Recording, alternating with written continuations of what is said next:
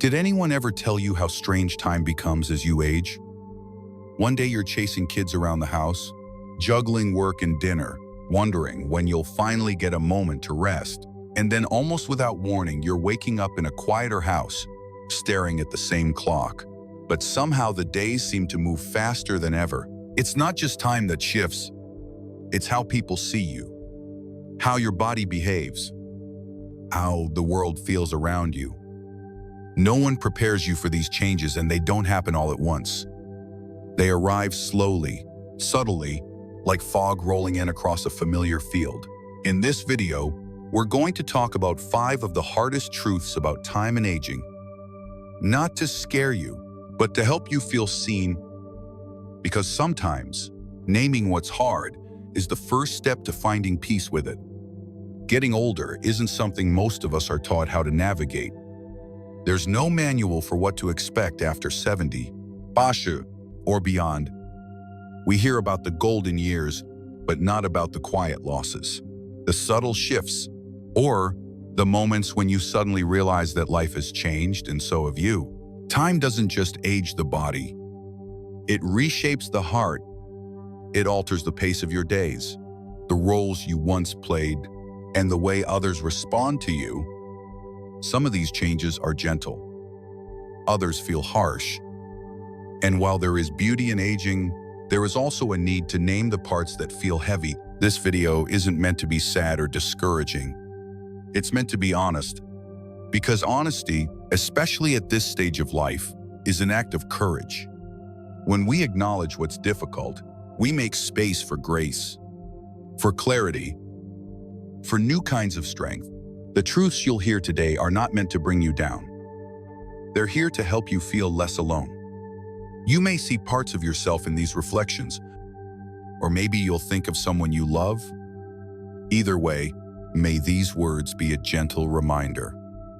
You're not the only one walking this path. And you're not walking it without wisdom. Let's begin. Have you noticed how the years seem to pass quicker now? Even though your days feel longer, it's a strange kind of contradiction. You wake up, have your morning coffee, maybe read a few pages of the paper, and suddenly, it's dinner time. Another week gone. Another month behind you. You wonder, wasn't it just spring? And yet, the same daily tasks that once felt simple now take twice as long. This realization often creeps in quietly. You don't notice it all at once. Maybe it begins with forgetting what day it is, or looking at the calendar and being surprised at how fast the pages turned.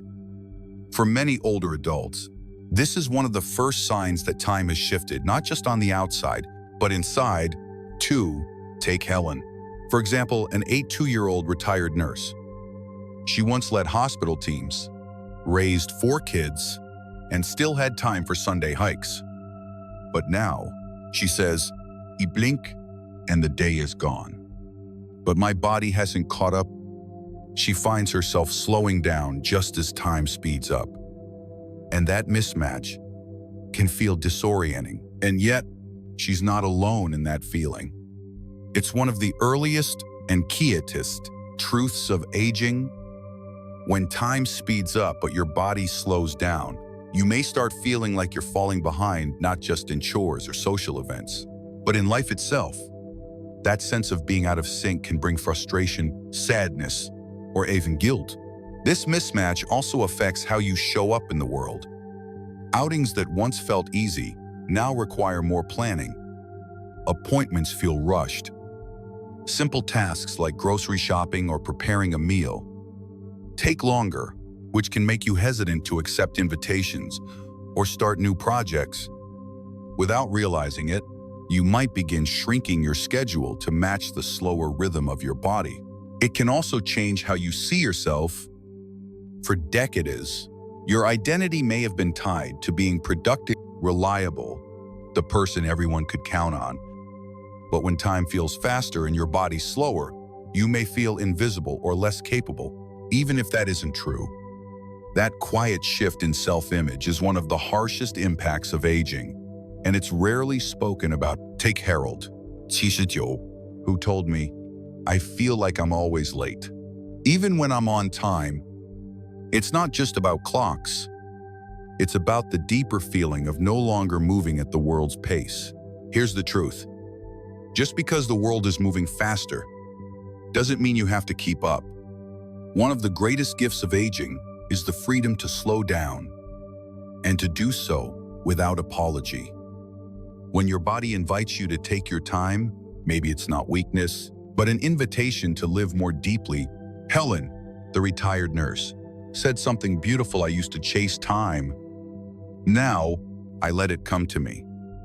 She no longer packs her calendar. She chooses 1 or 2 meaningful things a day, a phone call, a quiet walk, a letter to her granddaughter, and lets those small moments feel full. Aging doesn't mean giving up motion. It means being more mindful of how you move. When you stop measuring life by how much you get done and start measuring it by how present you feel, time softens. You begin to notice details again. The sound of birds, the warmth of a blanket, the rhythm of your breath. Slowness, when chosen, becomes sacred. It's not falling behind, it's walking at your own pace. And the older you get, the more that pace becomes something you can be proud of. It begins quietly. A neighbor moves away. A friend stops calling. A favorite café closed down. At first, you don't think much of it. Life changes, that's normal, right? But over time, these small goodbyes begin to stack up. You look around and realize that many of the people, places, and routines that once made up your world are no longer there. It's not just about losing people to illness or age, though that's part of it. It's also about outliving shared moments. Traditions fade. Annual gatherings don't happen anymore. Familiar streets look unfamiliar. And even when you visit a place that used to feel like home, something feels missing. Elaine Bashasan told me the hardest part isn't losing people, it's being the one who's still here after they're gone. Her voice trembled, not with sadness, but with the weight of memory. She remembers birthdays that are no longer celebrated, conversations that can't be continued, inside jokes. No one else remembers. This is a truth. Few talk about aging means becoming a keeper of memories, a witness to a world that's slowly disappearing. And while there is honor in that, it can also be lonely. You don't just grow older. You slowly become the last thread connecting stories that no one else remembers, and that realization comes with a quiet ache. When you begin outliving the people and places that shaped your life, it doesn't always hit you like a wave. Sometimes, it comes as silence, a quiet moment where there used to be noise. A birthday passes without a phone call. A favorite park feels empty. You sit down to share a memory and realize the only person who truly understands it is no longer here. This slow unraveling of your social fabric can lead to a deep sense of disconnection.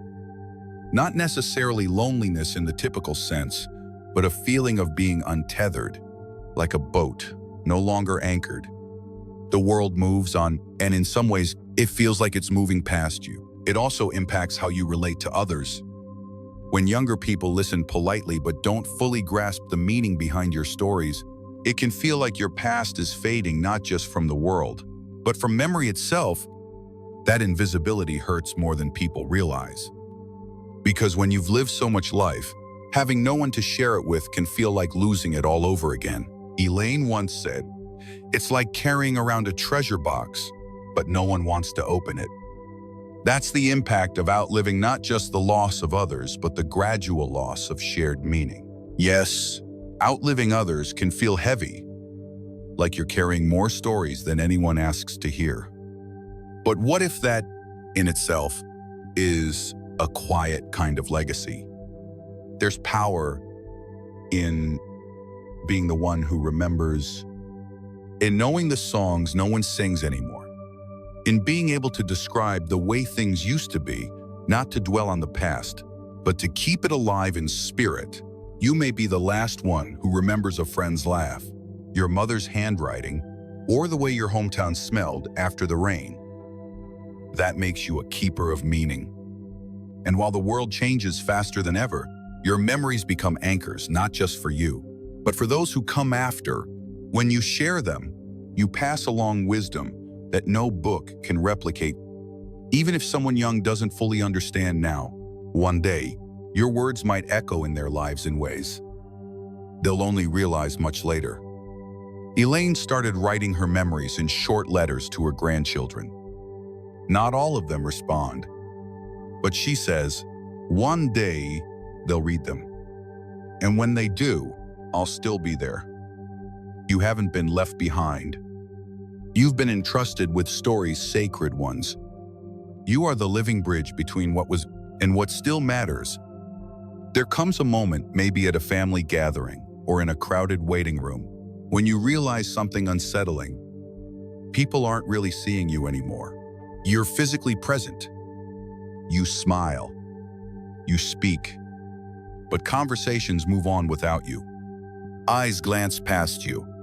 You make a comment, and no one responds. Or worse, someone talks over you, as if your voice didn't even happen. At first, you brush it off. Maybe they didn't hear. Maybe they're just busy. But deep down, something stings. You feel it, a quiet shift from being involved to being overlooked. This isn't about needing attention or praise. It's about feeling recognized, seen, valued. After a lifetime of showing up for your family, your work, your community, it's jarring to feel like a background character in your own story.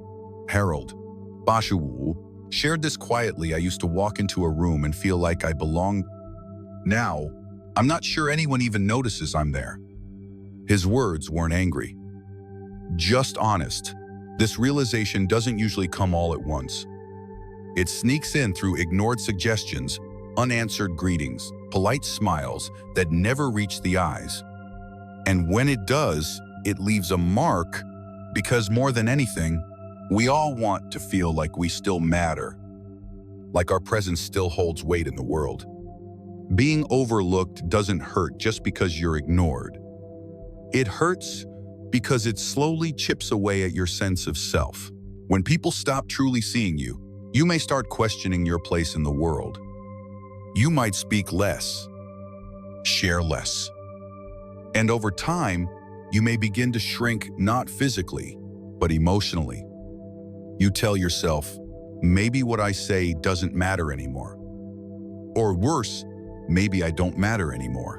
This can lead to something deeper than loneliness, a kind of quiet, fading, not just from conversations, but from decision-making, from family rituals, even from how you see yourself. You start anticipating being ignored, so you stay quiet. You sense you're no longer the center of things, and sometimes you pull away before anyone even asks. Harold admitted, I stopped telling stories at dinner because no one really listened. They just smile and move on. That small silence can grow into distance between you and your loved ones, between you and your former self. And the cruelest part, often, people don't even realize they're doing it. They're distracted, rushed, focused on younger voices. But their unawareness doesn't soften the hurt, because being unseen doesn't mean you've disappeared. It means people have forgotten how to look deeper. And that can leave you feeling heartbreakingly alone. Even in a crowded room, here's a quiet truth. If the world stops seeing you, that doesn't mean you stop being. Your worth has never depended on how many people notice you in a room. It's built from the years you've lived, the people you've loved, the quiet ways you've shaped lives around you, often without needing applause. Just because others are too distracted to look closely doesn't mean you've faded. It means they've forgotten how to slow down and see deeply. So what do? You turn inward. You grow richer on the inside. You speak when you feel moved to, not because you need validation, but because your voice still carries wisdom. You remind yourself that being present is powerful. Even if unnoticed, you stop chasing attention and start choosing presence. Elaine once said, "Maybe they don't see me, but I see them and I see myself, and that's enough." There's something sacred about that. The ability to hold your own space without needing to prove anything. You are not invisible. You are Keter now, maybe, but not lesser. You are the calm in the room, the depth in the conversation, the wisdom beneath the noise, and sometimes it's the quietest presence. It often begins with a simple question: can you help me with this? Maybe it's opening a jar, driving to an appointment, carrying groceries. At first, it feels practical, just a small favor. But as time goes on, asking for help starts to carry a different weight. "Yo hesitate. You apologize more." And somewhere deep inside, a quiet worry grows. Am I becoming a burden? This fear doesn't shout, it whispers. It shows up when you feel guilty for needing assistance, or when you say, "I hate to bother you," but it creeps in when you notice your adult children rearranging their day for you, or when you overhear someone say, "She just needs too much lately." Elaine once shared, "I started leaving things undone just so I wouldn't have to ask anyone." That's the moment it becomes more than a thought. It becomes a behavior, a pulling back, a silencing of needs. This fear often grows not from what others say, but from what you imagine, from your deep desire not to inconvenience those you love. After all, you spent most of your life being the one who gave, helped, carried. Now that the roles are slowly shifting, you're not sure how to sit in the passenger seat, and that unfamiliar role, that quiet vulnerability, is when the fear of being a burden first begins to take root. This fear doesn't just change what you ask for, it changes who you let yourself be. Many older adults begin to hide their needs. They downplay pain. They avoid asking for help even when it's necessary. Not because they're stubborn, but because they love deeply and don't want to weigh down the people they care about. But in protecting others, they often start sacrificing parts of themselves. You might skip doctor visits, say "I'm fine" when you're not. Stop mentioning things that make life harder, like struggling to sleep or feeling lonely, because you don't want to sound needy. Over time, this builds a quiet wall between you and your family.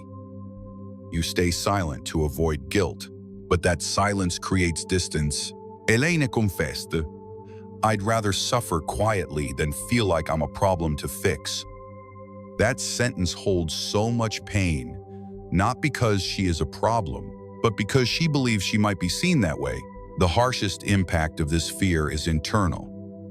It erodes your self-worth. It makes you feel like love must be earned by staying small, quiet, and undemanding. But love was never meant to be conditional on your independence. And the more you hide your needs, the more disconnected you may feel. Not because others don't care, but because you've stopped letting them in. Here's a gentle truth. Needing help doesn't make you a burden. It makes you human. We all need help. At every stage of life. When we're babies, we're carried. When we're young, we're taught. In middle age, we lean on friends and partner. And as we grow older, the kind of help may change, but the need never disappears. What changes is how we feel about needing it. But imagine this. What if asking for help isn't weakness, but trust? What if your vulnerability is a gift to those who love you, an invitation for them to show up the way you once did? 12. Elaine told her daughter, "I worry I'm asking too much." Her daughter replied, "You spent decades giving. Now it's our turn. Let us." Accepting help doesn't erase your strength. It honors it.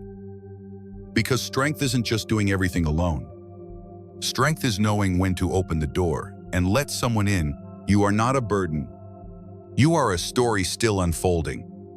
You are a chance for someone else to practice care, patience, and love. And when you allow others to care for you, you're not taking something away. You're offering something sacred: trust. As you grow older, a strange kind of sadness can visit you, not for what you've lost, but for what never happened. You think about the career you almost pursued, the trip you never took, the words you meant to say but held back. You remember versions of yourself that once felt possible and realize they quietly faded as time moved forward. This isn't regret in the dramatic sense. It's softer, more reflective. A quiet ache that settles in when the house is silent, or when you hear someone younger talk about someday. You nod and smile, but part of you wonders, did I use my time well? Elaine once told me, I raised a family, I did what was expected. But sometimes I wonder what I would have become if I had followed my own path. Her voice wasn't bitter, just honest. That's the truth. Many people carry into their later years grief, not just for people or health, but for the unlived lives tucked inside them. And this realization doesn't always bring answers, it brings questions. What if I had said yes? What if I had said no? What if I had dared more? Aging is not only about remembering the past, it's also about reckoning with what could have been. And that, too, is a kind of grief. Quiet, complex, and deeply human. This kind of grief is hard to explain because nothing was taken from you. Instead, it's what you never reached, never tried, never gave yourself permission to want, and that absence can feel just as heavy as a loss. You may begin to question, did I settle too much? Was I too afraid? Did I live for others and forget myself along the way? These thoughts don't always show up loudly. They come quietly in pauses between conversations, in the hush of early morning, in the way you linger over old photographs, and they carry an invisible weight. You may feel shame for wanting more, or guilt because you had a good life. So why should you feel sad? But grief doesn't follow logic. It follows the heart. Elaine once said, "Sometimes I miss the version of me I never got to be." That simple sentence carries so much tenderness. Because in every life, there are many lives we don't get to live, and sometimes growing older means learning how to hold them gently. The impact to quiet sorrow that can dim your present joy. A sense that something is incomplete, even if everything looks fine on the outside. And if left unspoken, this kind of grief can isolate. Not because others don't care, but because they don't even know it's there. It's okay to grieve the life you didn't live. That grief is not selfish. It's not ungrateful. It's simply part of being human. Because being human means dreaming of many lives and only getting to live one. But here's the reframe. Even though some paths are now closed, that doesn't mean your story is finished. You are still here. And as long as you are, there is still room to create, to explore, to express. Not in the same way as before, but in ways that are honest, meaningful, and deeply your own. Elaine, who once longed to travel but never did, started painting landscapes from places she'd only seen in books. It's not too late to imagine, she said, and imagining still counts. The truth is, we all carry unlived lives, but they don't have to be regrets.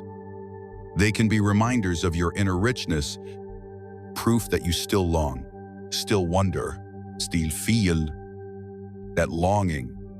So yes, you may grieve for what never was, but don't forget to celebrate what is still possible. You don't need to become someone else. You only need to return to the parts of yourself that were waiting to be seen, heard, and lived, even now. If any part of this resonated with you, the silence, the invisibility, the lingering what-ifs, please know this. You're not broken. You're not weak. You're simply human, moving through one of life's most complex, beautiful, and tender seasons. Aging asks a lot of us. It asks us to let go of identities we held for decades, to grieve people and possibilities, to relearn how to feel seen, how to feel valuable, even when the world around us seems to rush past. But here's the comfort. These feelings, as heavy as they are, don't make you less, they make you more. More reflective, more compassionate, more real. Because the truth is, you've made it this far. Not in spite of your vulnerability, but because of it. Elaine once said, "I used to think aging meant fading away. Now I see it's a return to what really matters." So give yourself grace. Not every day will feel light, but every day still matters because you matter. Your story, your presence, your perspective, they carry a quiet power the world needs more than ever. You are not alone, and you are never too old to be seen, heard, and deeply valued exactly as you are. Yes, aging comes with harsh truths. It strips away illusions, tests your patience, and brings emotions no one quite prepares you for, but it also reveals what time can't take away. Time cannot take away your wisdom earned through experience, loss, love, and resilience. It cannot take your kindness, your humor, your stories, or the quiet strength it took to keep going. Through every chapter of life, it cannot erase your impact, the lives you've touched, the hands you've held, the small moments that meant everything to someone else. And most of all, it cannot take away your right to matter, to be included, to still choose, to still become. Elaine once wrote in her journal, "Growing older isn't the end of becoming. It's becoming without pretending." With age comes a shedding not of value, but of pressure. You don't have to prove yourself anymore. You get to be yourself, fully. So if today feels heavy, remember, the harsh truths of aging may shake you, but they don't define you. You are not what's fading. You are what's lasting. If this video spoke to something in your heart, take a moment to breathe. Maybe even leave a comment, not just for us, but for someone else who might need to hear, they're not alone. Which truth resonated with you most? Or is there one you've carried quietly that we haven't mentioned? We'd love to hear your story in a sentence, a memory, or even just a word. And if this kind of honest reflection brings you comfort, feel free to subscribe. Not for the numbers, but so we can keep walking this road gently together, because aging may be inevitable, but walking it with understanding, dignity, and shared stories, that's a choice we can make together.